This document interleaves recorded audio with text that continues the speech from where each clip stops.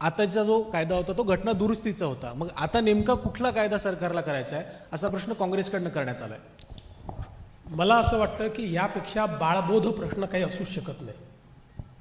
कारण असं आहे की 2023ला जो आपण कायदा केला होता किंवा जे संविधान संशोधन केलं होतं त्याच्यामध्ये आपण जे सेन्सस धरलं होतं ते 2026चं सेन्सस धरलं होतं. म्हणजे 2021चं सेन्सस जे पुढे होऊ शकलं नाही ते सेन्सस जर 28मध्ये पूर्ण झालं तर 29ला लागू होऊ शकणार नाही. म्हणून 2011चं सेन्सस उपलब्ध आहे त्याप्रमाणे जर आपण केलं तर आपलं 2029मध्ये लागू होऊ शकतं.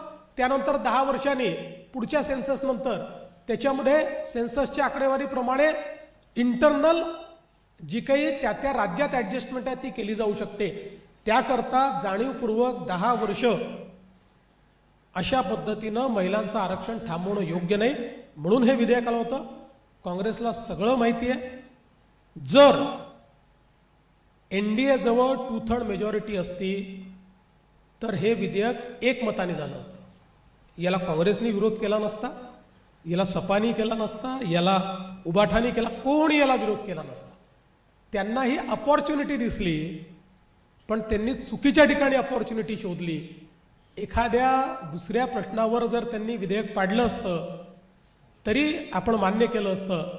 पण महिला अधिकार या ठिकाणी थांबवण्याचं जे त्यांनी काम केलं आहे ते निषेधार्ह आहे. सर, राहुल गांधी म्हणतायत की हा संविधानाचा विजय आणि पंतप्रधान नरेंद्र मोदींनी देशाची फसवणूक केली आहे, महिलांची फसवणूक केली, ते माफी मागा असं सांगतायत. त्यांनी ट्विट केले. खरं म्हणजे एखादा व्यक्ती किती खोटं बोलू शकतो याचं जर ऑलिम्पिक घेतलं तर मी तुम्हाला सांगतो राहुल गांधींशिवाय दुसऱ्याला मेडल मिळूच शकत नाही. सगळी गोल्ड मेडल हे राहुल गांधींनाच मिळतील. त्यामुळे संविधानाने जे सांगितलं ते करण्याचा प्रयत्न आहे. खरं म्हणजे आपण जर कॉन्स्टिट्यूशन ज्यावेळेस आपलं संविधान तयार झालं त्यावेळेस संविधान सभेच्या डिबेट जर बघितल्या तर भारतरत्न डॉक्टर बाबासाहेब आंबेडकर हे सर्वाधिक महिला रिप्रेझेंटेशन करता चिंतित होते आणि आग्रही होते. पण त्या काळामध्ये कदाचित तो विषय इतका ऐरणीवर आला नाही किंवा अशा पद्धतीचं आरक्षण करावं असा विषय आला नाही. पण त्यांनी त्याही काळात चिंता व्यक्त केली होती. आज भारतरत्न डॉक्टर बाबासाहेब आंबेडकरांचे जे विचार त्यांनी संविधान सभेमध्ये व्यक्त केले आहेत त्याला अनुरूप असलेला कायदा आल्यानंतर तो कायदा पाडायचा आणि संविधान जिंकलं म्हणायचं. खरं म्हणजे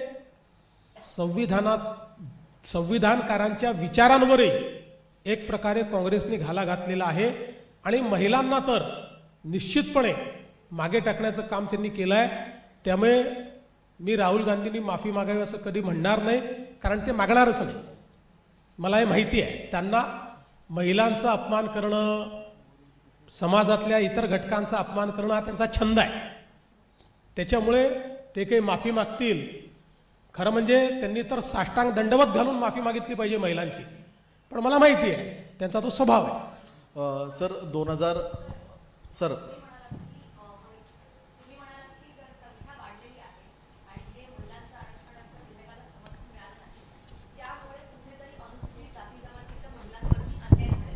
मग जर 45 कोटी आधीची संख्या होती आणि 2011च्या सेन्सेसनुसार जर आरक्षण द्यायचं होतं मग वंचितांची किंवा एकूणच OBC किंवा SC ST यांचं रिप्रेझेंटेटिव्ह नेमकं लोकसभेमध्ये कसं गेलं असतं किंवा विधानसभेत कसं गेलं असतं? ते असं गेलं असतं की 2011ची जी लोकसंख्या आहे ती लोकसंख्या इंटरस्टेट जसं 2002 साली आपण केलं की महाराष्ट्रामध्ये विधानसभेच्या जागा 288 ठेवल्या. पण त्याच्यामध्ये जिथे लोकसंख्या वाढली आहे तिथल्या जागा वाढल्या. उदाहरणादाखल त्यावेळी विदर्भातली लोकसभेची एक जागा कमी झाली आणि ठाणे जिल्ह्यामध्ये ती जागा वाढली. अशा पद्धतीनं ते इंटरसे त्या ठिकाणी होतं. पण या जर 50% जागा वाढल्या असत्या तर समजा महाराष्ट्राचा विचार केला तर 13% SCच्या जागा, तेव्हा वाढलेल्या जागात 13% अधिकचे SC निवडून आले असते, 9% 60% STच्या जागा, तेवढे जास्त STचे जे खासदार आहेत ते निवडून आले असते आणि त्यातल्या 30% परत वाढलेल्या याच्यात महिला निवडून आल्या असत्या.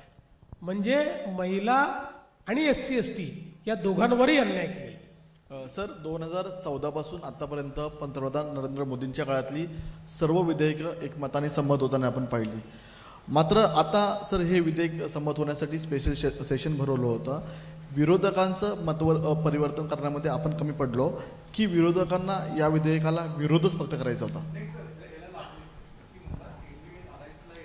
कल्पना नव्हती का की आकड्यांची वारी आणि या सगळ्या गोष्टी होत असताना मुद्दामून ही उठाठेव केली गेली 5 राज्यांचे इलेक्शन पाहून, असं एक विरोधकांचा सूर काल ज्या सगळ्या प्रतिक्रिया दिसत होत्या त्यात दिसत होत्या. असं आहे की आपण जर या विधेयकाचा प्रवास बघितला तर आपल्या लक्षात येईल की यांची मानसिकता नेहमी हीच राहिली आहे. अटलजींनी हे विधेयक 3 वेळा आणण्याचा प्रयत्न केला.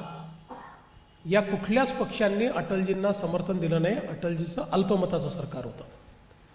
त्यानंतर ज्यावेळेस काँग्रेसचं सरकार होतं त्यावेळेस 2 वेळा विधेयक आलं. त्या दोन्ही वेळेस काँग्रेसला हे पारित करायचंच नव्हतं. त्यांनी राज्यसभेत पारित केलं, लोकसभेत आणलंच नाही.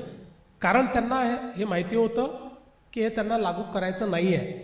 आणि या सगळ्या पक्षांनी, म्हणजे आपल्याला तर माहिती आहे की मुलायमसिंग यादव, लालू प्रसाद यादव या सगळ्या लोकांनी तर त्या काळात ओपनली याचा विरोध केला, म्हणजे थेट भाषणं करून याचा विरोध केला. त्यामुळे या सगळ्यांची ही मानसिकता आहे आणि त्या मानसिकतेचं प्रतीक म्हणून काँग्रेस पार्टी आहे. म्हणून मला असं वाटतं की याच्यामध्ये काही नवल नाही त्यांनी हे केलं. आता का आणलं? 2023ला जेव्हा सगळ्यांनी त्याला समर्थन दिलं आणि 23ला ते मंजूर झालं, याचा अर्थ काय आहे? सगळ्यांना मान्य आहे हाच अर्थ आहे. त्या अर्थाप्रमाणेच हे विधेयक आणलं होतं. त्यामुळे विश्वासात घेतलं नाही किंवा विरोधकांची भूमिका माहीत नव्हती का? अरे विरोधकांची भूमिका अशी बदलेल, विरोधक अशा पद्धतीनं त्या ठिकाणी एकदम उलटी भूमिका घेतील, डोकं खालीन पायावर होतील असं माहित नव्हतं. सर त्याच्यामध्ये सर प्रियंका गांधींनी एक आरोप केलाय.